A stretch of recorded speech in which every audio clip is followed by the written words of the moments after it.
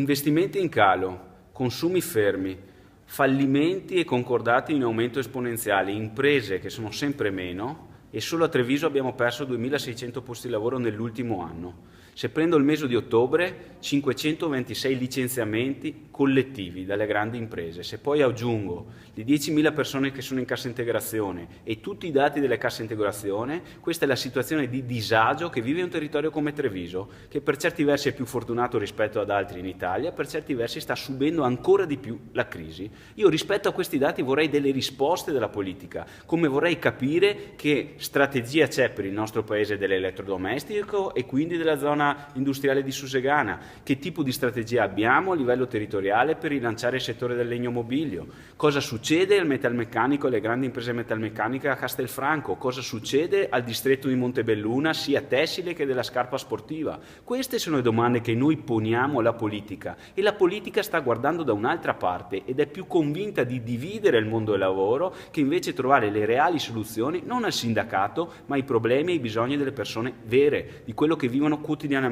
all'interno della loro vita. Allora, Job Act, se è cristallizzare la precarietà, è meglio fare un'altra cosa. Allora, sulla pubblica amministrazione, se vogliamo veramente riformarla, investiamo nel lavoro. Legge di stabilità è sbagliata perché non dà risposte in termini economici a quello che ho detto prima, alle esigenze dei territori, alle esigenze delle imprese e del lavoro. Questo è il punto. Allora, per dire tutte queste cose e per parlare delle nostre proposte come sindacato e le domande che poniamo a una politica che deve rispondere, abbiamo proclamato assieme alla UIL uno sciopero generale il 12 dicembre. A Treviso in piazza mi auguro che tante persone, perché abbiamo bisogno di tante persone, rispondano all'esigenza di dire che abbiamo bisogno di un altro cambiamento, di un cambiamento vero e che risponda prima di tutto al mondo del lavoro. Non una svalutazione del mondo del lavoro, ma un investimento come soluzione alla crisi attuale. È per questo che ci auguriamo che il 12 dicembre tutti incrocino le braccia, fermino le imprese, fermino le fabbriche, per dire che abbiamo bisogno di altro e che c'è bisogno di uno scatto da parte di tutti.